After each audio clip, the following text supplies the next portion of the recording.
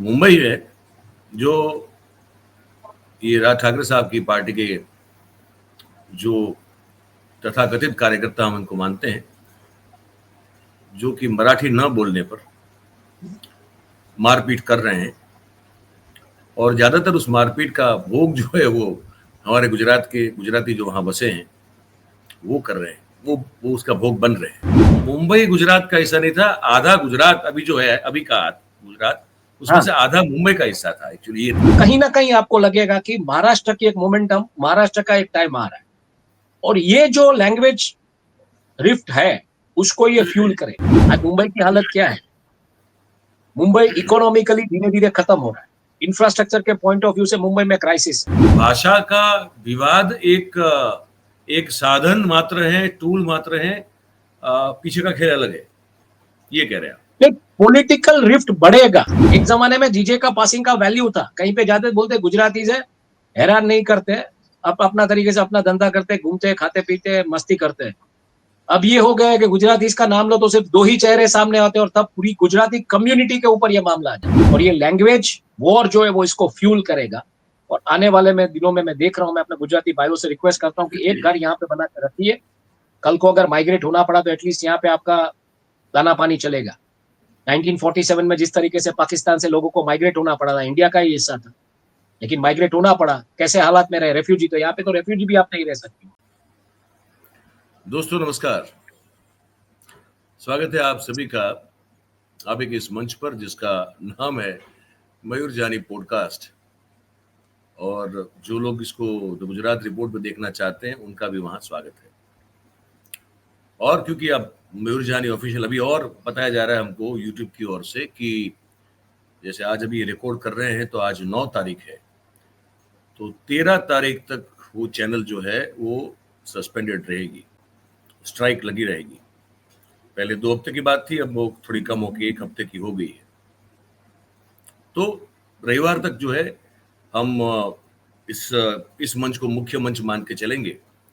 जैसे ही फिर वो बैन हट जाता है तो यहाँ पे भी आपको जो है वो खबरें और क्लिप्स वगैरह सब तो मतलब देखने को मिलती रहेगी, पर वो जो है वो मुख्य मंच है तो वो मुख्य मंच बना रहेगा। और वो रविवार के बाद की बात है।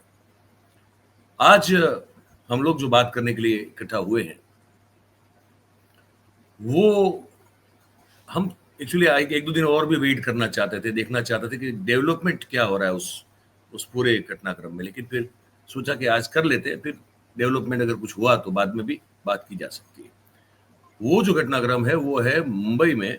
ये लगातार मुंबई में ही हो रहा है, मतलब महाराष्ट्र, मतलब कि लोग ये भी जो है मतलब ठसाने की कोशिश करते हैं कि महाराष्ट्र मतलब मुंबई और मुंबई मतलब महाराष्ट्र। तो मुंबई में जो ये राज ठाकरे साहब की पार्टी के जो तथाकथित कार्यकर्ता हम इनको मानते हैं, जो कि मराठी न बोलने पर मारपीट कर रहे हैं और ज्यादातर उस मारपीट का भोग जो है वो हमारे गुजरात के गुजराती जो वहां बसे हैं वो कर रहे हैं। वो उसका भोग बन रहे हैं। और बाकी और भी जो हैं हिंदी भाषी, जो उत्तर प्रदेश या तो बिहार से या कहीं और से आए हुए लोग हैं, वो भी इस मारपीट का भोग बन रहे हैं। तो इस पर थोड़ी हम आज पर चर्चा करने वाले कि ये आज का तो नहीं है ना, ये मराठी मानुस वर्सेस अदर्स वाला मामला बाला साहब की पॉलिटिक्स जब शुरू हुई तो इसी कारण इसी को मूल मुद्दा बना के शुरू हुई। और गुजराती हमेशा इजी टारगेट रहे हैं क्योंकि वो इस शहर को बसाने में, मुंबई शहर को बसाने में और खड़ा करने में गुजरातियों का बहुत बड़ा योगदान रहा है। गुजरातियों का, मारवाड़ियों का, ये 2 कौम ऐसी है जिनका बहुत बड़ा योगदान रहा है।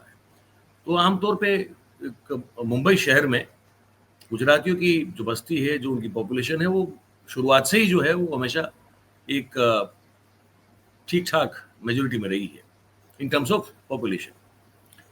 तो इस पर आज ये क्यों हो रहा है और इसमें जो भी आज की स्थिति है वो भी बात करेंगे। आधे घंटे के आसपास का बातचीत कार्यक्रम रहेगा। हिमांशु और मैंने दोनों ने मुंबई में काम किया हुआ है, तो हिमांशु को भी मैं जोड़ रहा हूँ। और हम तो चाहेंगे अगर थोड़ी देर में अगर फ्री हो जाए मेहुल, थोड़ा काम वो कर रहे हैं ऑफिस में बैठ के, तो वो अगर फ्री हो जाएंगे तो उनको भी जोड़ लेंगे। तो हिमांशु को जोड़ रहा हूँ मैं।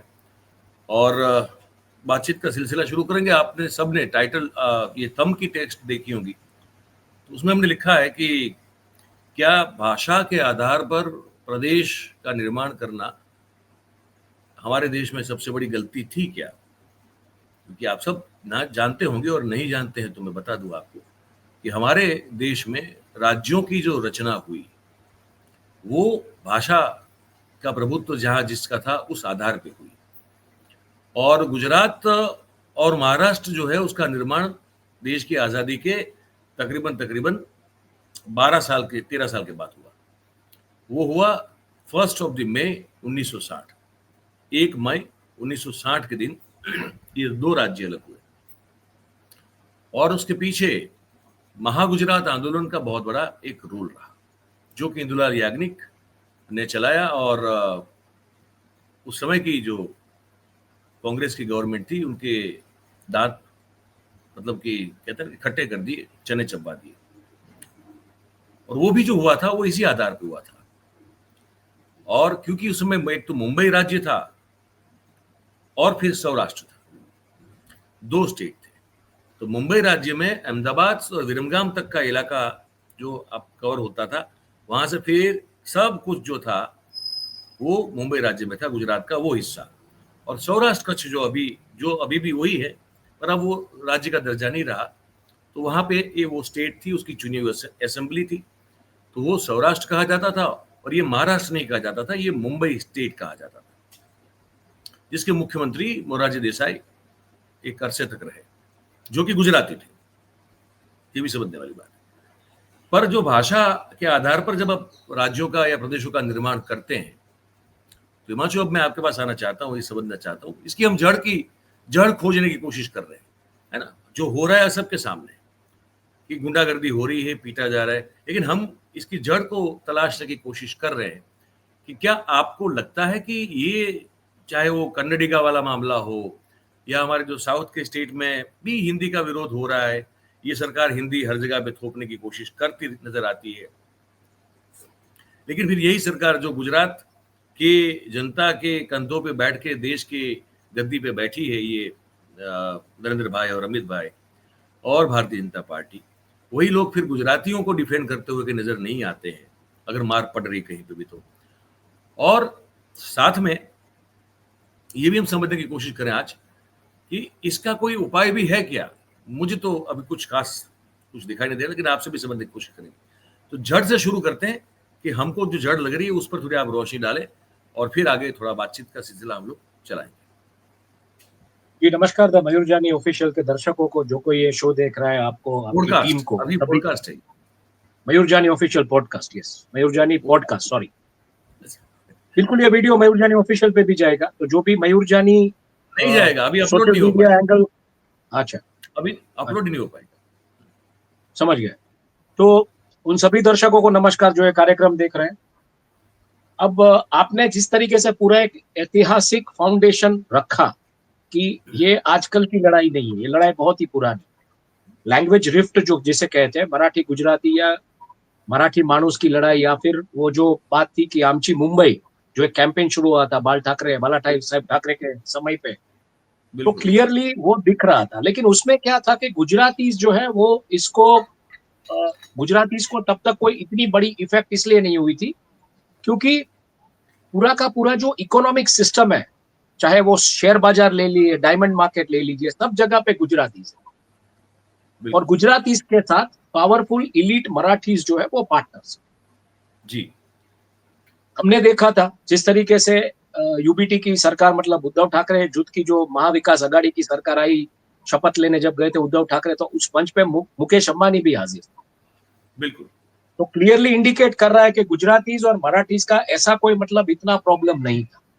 प्रॉब्लम कहां से शुरू हुई ये समझना पड़ेगा। हाल की जो प्रॉब्लम है, जिस तरीके से पूरा सेटल हो गया था, वहां सब चल रहा था, कोई प्रॉब्लम नहीं थी, धंधा अपने तरीके से हो रहा है सबका, वो भी प्रॉब्लम नहीं है, रियल एस्टेट में सबका इन्वॉल्वमेंट है। यहाँ तक मुझे पता है कि जब कन्हूभाई कलसरिया, डॉक्टर कन्हू कलसरिया जो महुआ में है, जिन्होंने निर्मा के सामने पूरी लड़ाई शुरू की थी, तो तब पता चला था कि कन्हू भाई के बड़े भाई जो है वो रियल एस्टेट के बिजनेस में मुंबई में, और इनका शिवसेना के साथ भी अच्छा खासा गठबंधन था। क्योंकि आपको धंधा करना है मुंबई में तो बिल्कुल शिवसेना के साथ आपको गठबंधन रखना ही पड़ेगा। तो बिल्कुल। तब वहां से भी बात आई थी कि क्या आपको जरूरत है हमारे किसी सपोर्ट की, मतलब शिवसेना, डॉक्टर कनू कलसरिया का जो महुआ का आंदोलन था उसमें शिवसेना भी सपोर्ट करने के लिए तैयार, तब बाला साहब जी, जिंदा थे। तो ये जी, भी बात आई थी कि वहां से भी मतलब एक सपोर्ट आया है कि भाई आप ये हमारी कोई मदद चाहते तो बिल्कुल कहिए, हम बात करें मुख्यमंत्री, अगर बाला साहब बात करते हैं मान लीजिए उस समय के मुख्यमंत्री नरेंद्र भाई से, तो बिल्कुल कुछ एक निकल जी, सकता है। लेकिन डॉक्टर जी, कनू कलसरिया ने कहा था कि नहीं, हमारी लड़ाई और हम लड़ेंगे, क्योंकि वो भी बीजेपी के एमएलए थे और लाठियां भी खाई थी बीजेपी के एमएलए होते हुए उन्होंने पुलिस की वहां, जब वो बिल्कुल, आंदोलन में बैठे थे। बिल्कुल। तो ऐसा नहीं है कि कोई रिफ्ट थी लैंग्वेज को लेके, लेकिन ये पिछले दिनों में कुछ किस्से ऐसे हुए हैं, खास जी, करके एक महिला जिसने वहां पे कोई ब्यूटी पार्लर शुरू किया था मीरा रोड भाईंदर वाले एरिया में। जी। तो गुजराती कम्युनिटी के लोग थे, उन्होंने कहा कि हम यहाँ किसी को रेंट पे नहीं देते गुजराती के अलावा। तो ऑब्वियसली वो जो वहां पे जो बंद मतलब जो लोग काम कर रहे हैं या जो महिला वो अपना रोजगार करना चाहती थी, वो कहाँ जाएगी? वो बिल्कुल शिवसेना के पास जाएगी या मनसे के पास जाएगी, जिसके साथ उसका जुड़ा है। मतलब मुंबई में हर बिल्कुल। एक घर कहीं ना कहीं डायरेक्टली इनडायरेक्टली ठाकरे फैमिली से जुड़ा हुआ है। और अगर ठाकरे फैमिली की, खास करके बाला साहेब की जो विचारधारा है उसको अगर आपको समझना है, तो हुँ, नवाजुद्दीन सिद्दीकी जो अभिनीत जो फिल्म है ठाकरे, वो आपको देखनी चाहिए, किसी को भी देखनी चाहिए, किसी दर्शक को। तब जाके जी, समझ आएगा कि वड़ा पाव क्यों वड़ा पाव हुआ है। अरे जी, एक यूथ जो अनएम्प्लॉयड था उसको वड़ा पाव का स्टॉल लगाने के लिए शिवसेना मदद करती, वो पैसा जी, आता था इन सब मिल ओनर से, मारवाड़ियों से, गुजरातियों से, प्रोटेक्शन मनी के रूप में या जो भी आप कहिए। और इस तरीके से पूरा चैनलाइज हुआ, और कहीं ना कहीं हर एक मराठी फैमिली पूरे महाराष्ट्र में जो बसा है वो कनेक्टेड है इधर ठाकरे फैमिली के साथ या अभी यूबीटी या मनसे के साथ, और हुँ, उनकी जड़ें हैं पूरे महाराष्ट्र में। हुँ, हुँ। मतलब नासिक भी ले लीजिए, विदर्भा भी ले लीजिए, हर जगह पे बिल इनकी बिल्कुल, जड़ें मजबूत है। तो बिल्कुल। जब ये बात आई कि गुजरातियों के अलावा यहाँ किसी को हम मकान नहीं देते हैं, तो वो मामला टाइट हो गया। उसके बाद एक मामला अगर आपको पता हो तो एक वीडियो वायरल हुआ था जिसमें किसी ने कुछ एग वगैरह खाया था और बोला गया था कि नहीं यहाँ पे आप ये नहीं खा सकते। तब जाके हाँ, वो वहां पे भी गुजरातियों की मराठियों सोसाइटी ने, थी यहाँ पे। हाँ, हाँ मराठियों ने सोसाइटी में कहा था कि आप ये रहने दीजिए, हम जब तक नहीं बोल रहे तब तक ठीक है, बाकी हम लोग मराठी है, इधर रहने नहीं देंगे आप। हुँ, तो ये हुँ। मामले कुछ इस तरीके से जो ये ऑल ऑफ अ सडन ऐसे जो ये कॉन्फिडेंस किस में आता है ये भी मैं समझाऊं आपको, मेरा तो खुद का पर्सनल अनुभव है। मैं तो जी, जैन कम्युनिटी हूँ, हमारी ये बनिए जो होते हैं ना उनको लगता है कि दिल्ली में हमारा शेर बैठा है तो हम किसी के साथ भी कुछ भी कर ले, जी। जाके बोल के आते हैं। बाद में जब सामने तूफान आता है ना तो कोई खड़ा नहीं रहता है, तब हुँ, तब सब के सब भीगी बिल्ली बन जाते। जी।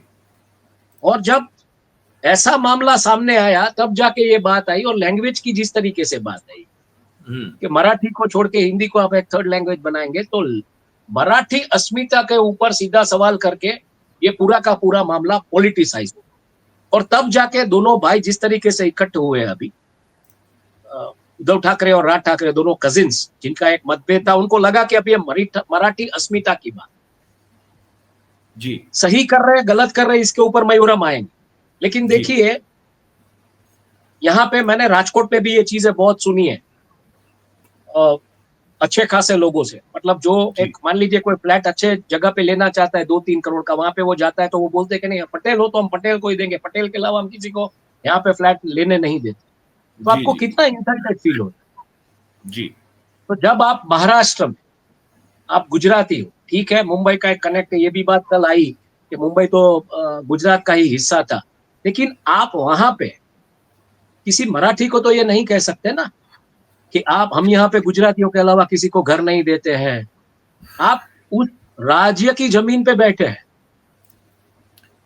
मैं थोड़ा करेक्ट कर लूँ मुंबई गुजरात का हिस्सा नहीं था, आधा गुजरात अभी जो है, अभी का गुजरात, उसमें हाँ से आधा मुंबई का हिस्सा था एक्चुअली ये था। हाँ, मतलब कल की जो बात आई, कल एक डिबेट जो शुरू हुआ है वापस वो वही हुआ है कि मुंबई एक जमाने में गुजरात का हिस्सा था, मतलब गुजरात मुंबई महाराज्य का हिस्सा था। लेकिन ये डिबेट ट्विस्ट करके जिस तरीके से रखी जाती है, तो इसके चलते ये जो मेरी कम्युनिटी के बनिए व्यापारी थोड़े जो मसल वाले हो गए हैं, क्योंकि मैं भी इस चीज का शिकार हुआ हूँ, व्हाट्सएप ग्रुप में हमारा एक जैन बोर्डिंग का ग्रुप है, उसमें मैं था, कुछ बातें करते थे तो बोलते नहीं इसको निकालो, ये तो देश, ये तो मतलब इसकी मानसिकता विचारधारा विरोधी है, वो है। तो ये जो तकड़े हो जाते हैं ना, जिनको लगता है कि इनका नेता बचाने आएगा, कोई आता नहीं है भाई साहब।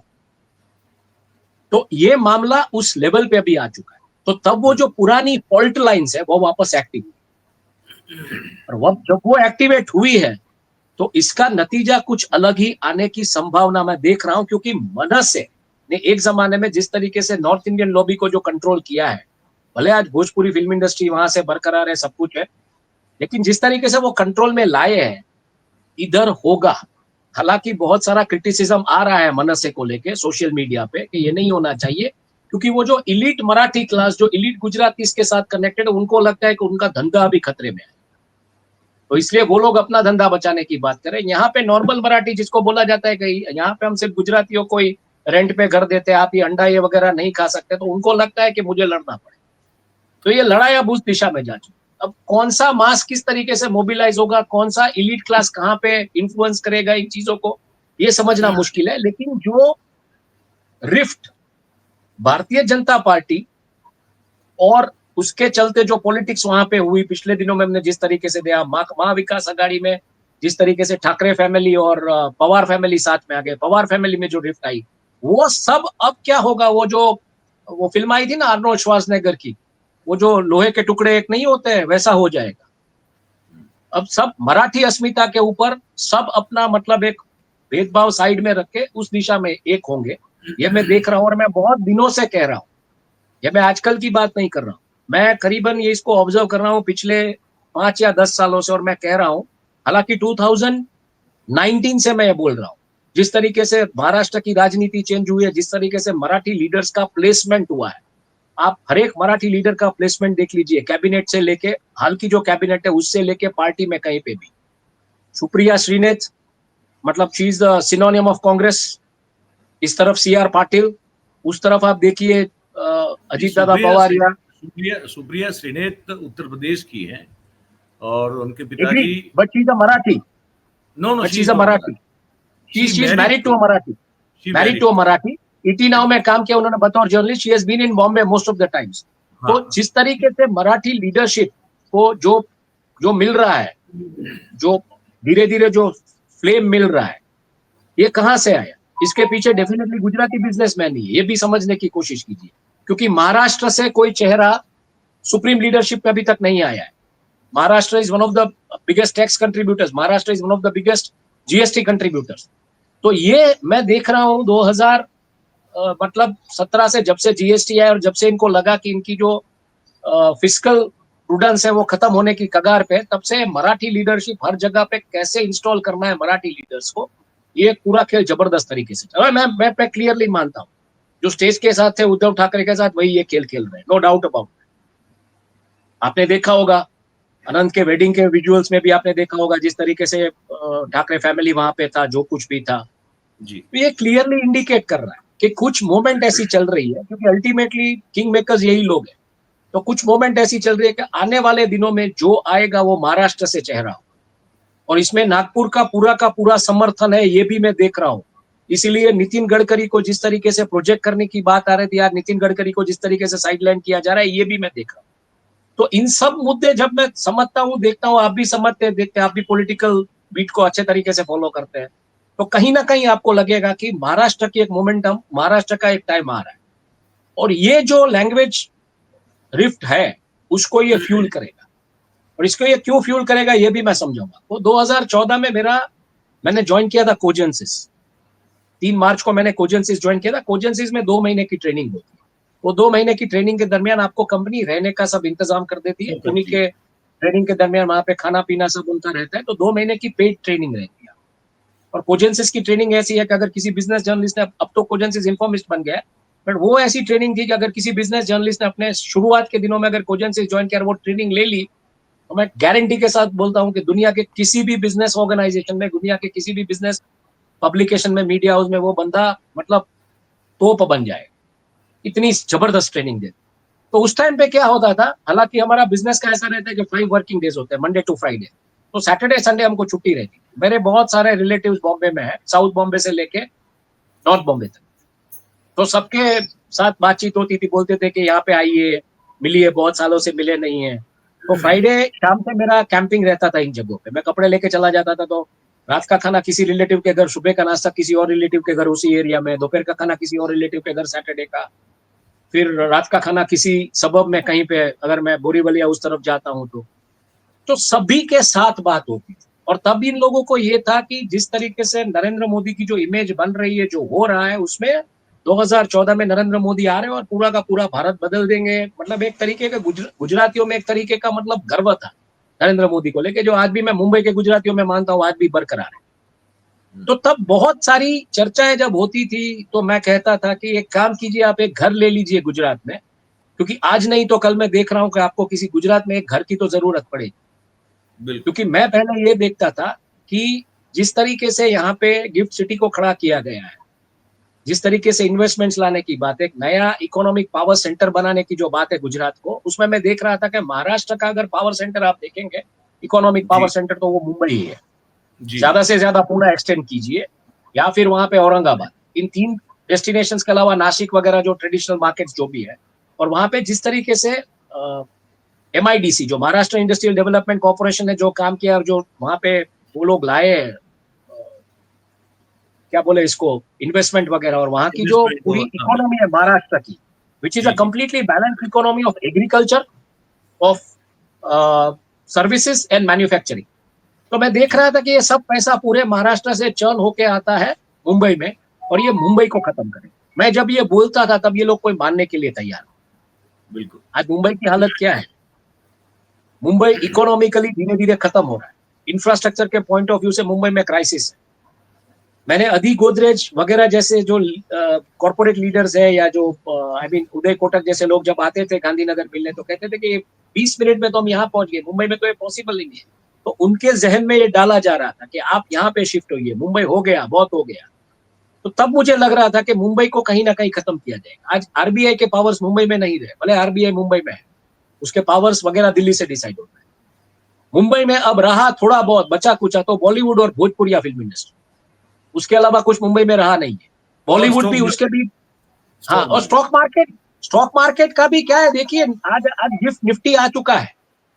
गिफ्ट में 22 घंटे काम होता है पूरे दुनिया के एक्सचेंजेस के साथ। तो जो ब्रोकर्स थे वहां पे मारवाड़ी गुजराती, उनको ये प्रॉब्लम ही नहीं था कि कीजिए शिफ्ट, और हो गया आज। इसीलिए अगर आपको पता हो तो शरद पवार ने बीच में लिखा था कि ऐसा एक इंटरनेशनल फाइनेंशियल सेंटर BKC में होना चाहिए, बांद्रा कुर्ला कॉम्प्लेक्स। क्यों होना चाहिए? हाँ क्योंकि BKC की जमीनें सब मुकेश अंबानी ने खरीदी है, वहां पे सब है। हम्म, तो ये था हम्म, कि अगर ये सब वहां पे शिफ्ट हो गया तो कल आप करोगे क्या मुंबई में?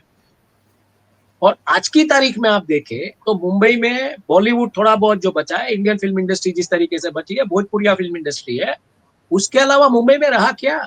एक्सचेंज भी खत्म होने की कगार पे है। यहाँ पे अच्छे अच्छे खासे ब्रोकरों ने, आप अहमदाबाद में तपास कीजिए, फ्लैट्स वैट्स ले लिए गुजराती ब्रोकर्स ने ज्यादातर।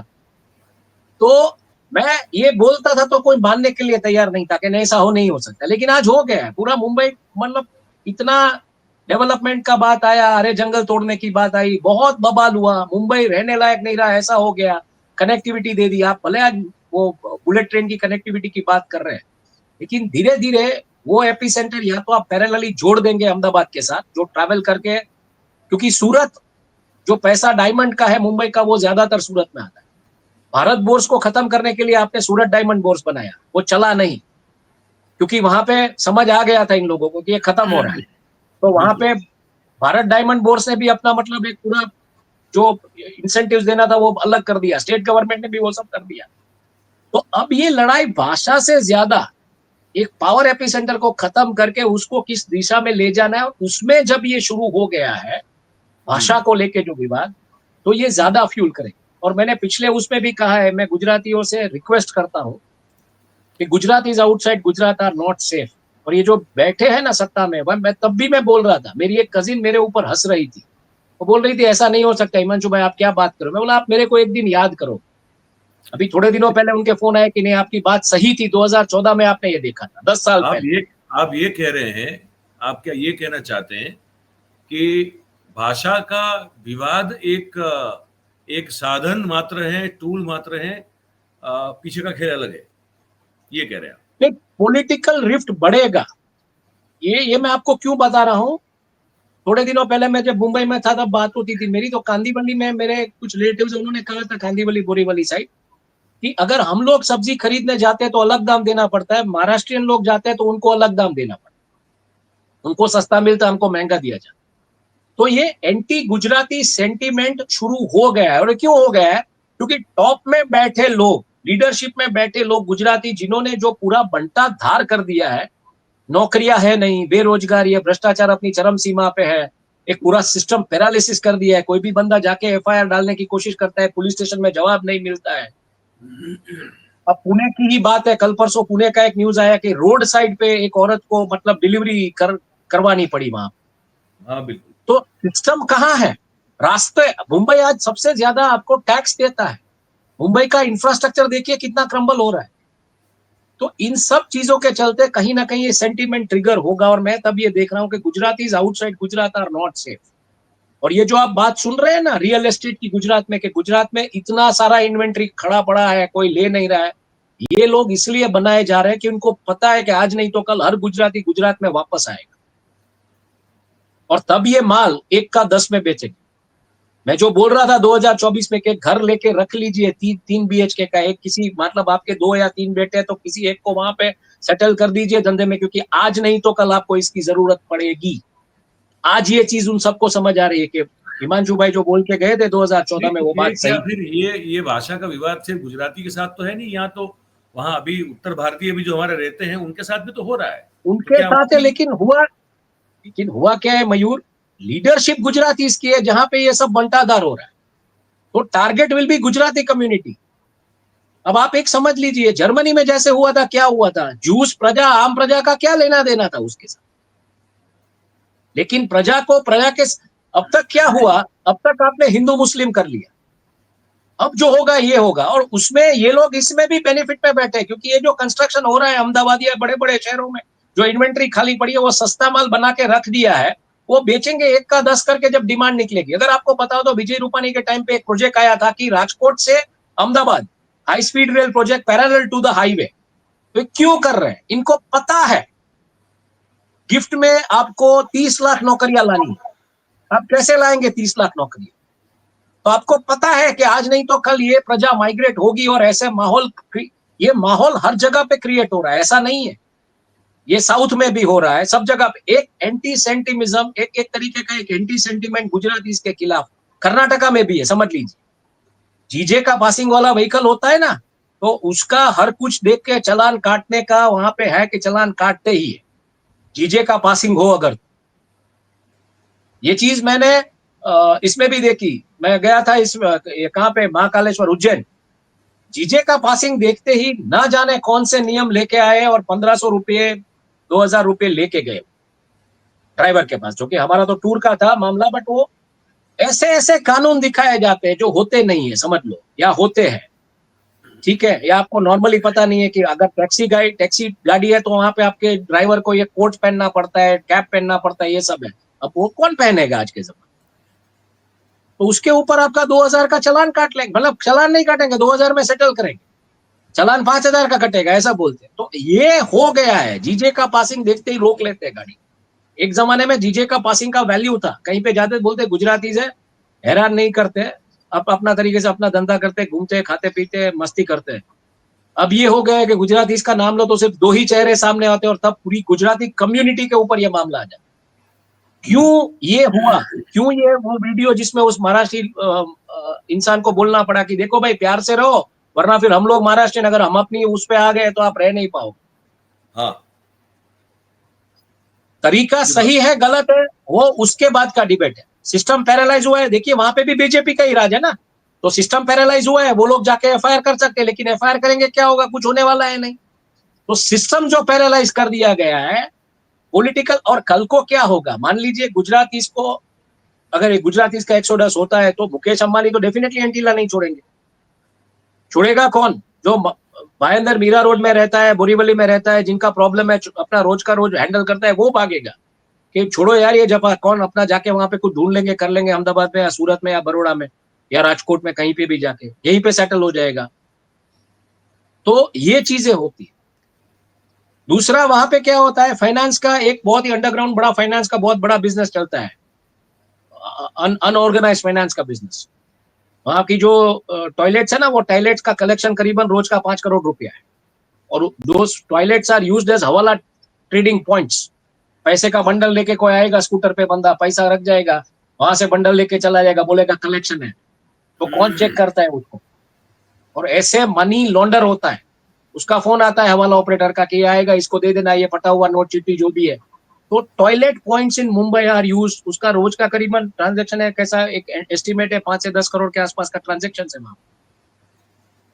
वड़ा पाव का ठेला भी उसी तरीके से यूज होता है टू लॉन्डर द मनी।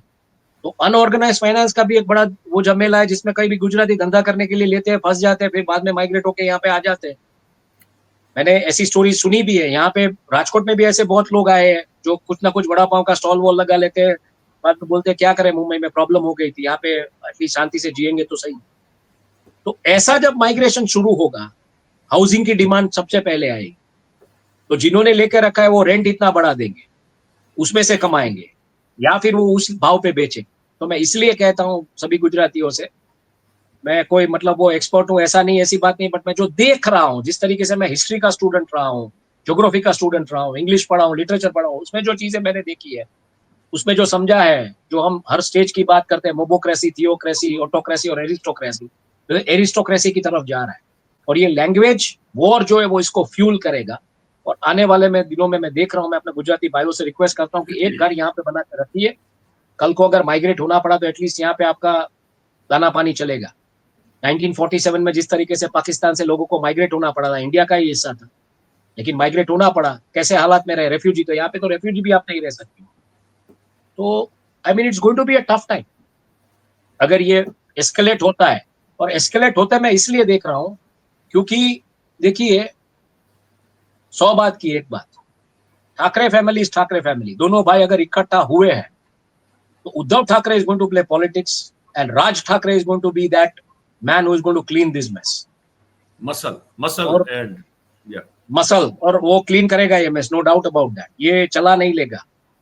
तो इसका परिणाम बहुत ही गंभीर आने वाला है, क्योंकि इनकी अभी प्रॉब्लम पॉलिटिकली उस लीडरशिप से है, और वो लीडरशिप कुछ कर नहीं पा रही।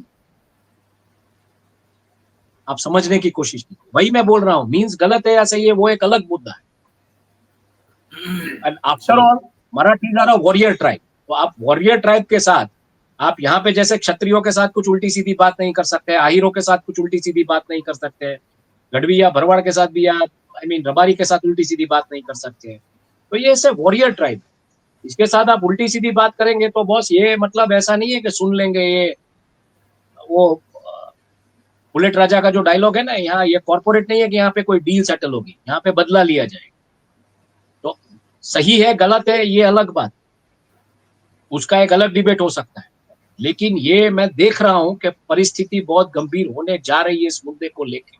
इसको सिर्फ लैंग्वेज रिफ्ट के तौर पे मत देखिए, ये एक तरीके का एक एंटी सेंटिमेंट बिल्ट हो रहा है गुजराती के सामने। मैंने ग्राउंड पे देखा है, मैं घूमता हूँ बहुत सारे शहर, वहां पे पूछता हूँ लोगों से, समझता हूँ, मेरे कुछ रिलेटिव्स भी कहीं बाहर है दूसरे शहरों में, तो उनसे भी बात होती है, बहुत ही अलग तरीके से ये पूरा का पूरा के। और उसमें बेनिफिट, जैसे मैं कहता हूँ हमेशा कि आज की जो लीडरशिप है वो ऐसी लीडरशिप है, वो केओस ट्रिगर करती है, उसको केओस कंट्रोल कहने कैसे करना है वो भी पता होता है, और उस केओस में से सोशियो इको पॉलिटिकल बेनिफिट कैसे लेना है ये भी वो बेनिफिट करते हैं।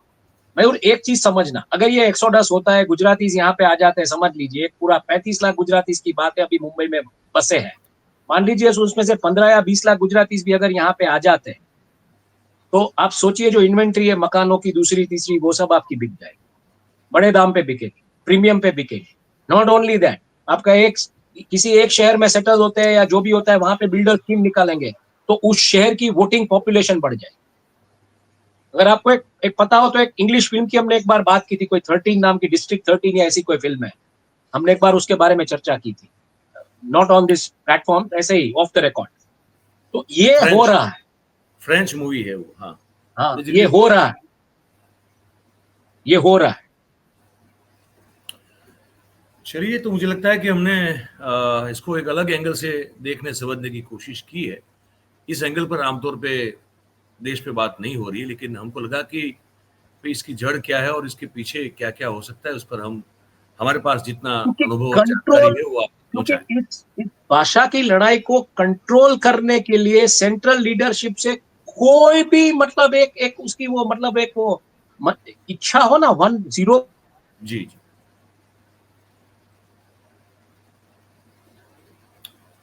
आपका नेट प्रॉब्लम जो है है तो शायद। उसको कंट्रोल करने की कुछ तो इच्छा दिखनी चाहिए ना। जी जी, बिल्कुल वो बिल्कुल इंटेंशन ही नहीं दिख रहा है। बिल्कुल। तो ये बताइएगा, बातचीत कैसी लगी आपको इस नए दृष्टिकोण से जो हमने आप तक पहुंचाने की कोशिश की है, जानकारी को और एक सोच को। आप जरूर लिख के बताइए हमको कि कैसी लगी है आपको जानकारी, और अच्छी लगी तो आप वीडियो को लाइक करें, ये इसकी लिंक को हो सके उतना शेयर कीजिए। मयूर जानी पॉडकास्ट को आप सब्सक्राइब करें, मयूर जानी ऑफिशियल को भी आप करते रहें अगर नहीं किया है तो, क्योंकि एक हफ्ते मतलब ये रविवार तक का मामला है, फिर तो शुरू हो जाएगा। बस ऐसे ही जुड़ते रहे हमारे साथ और साथ सहकार बनाए रखे। आप सबके स्वास्थ्य की शुभकामना देते हैं। हिमांशु भाई, धन्यवाद, आपने इस मुद्दे पर एक नए दृष्टिकोण से बात की है। सोचने लायक मुद्दा है पूरा, इस पर भी सोच विचार होना चाहिए कि ये इसके पीछे ये भी तो कारण है सब। बहुत बहुत धन्यवाद, फिर मिलते हैं एक नए विषय के साथ। थैंक यू वेरी मच, नमस्कार।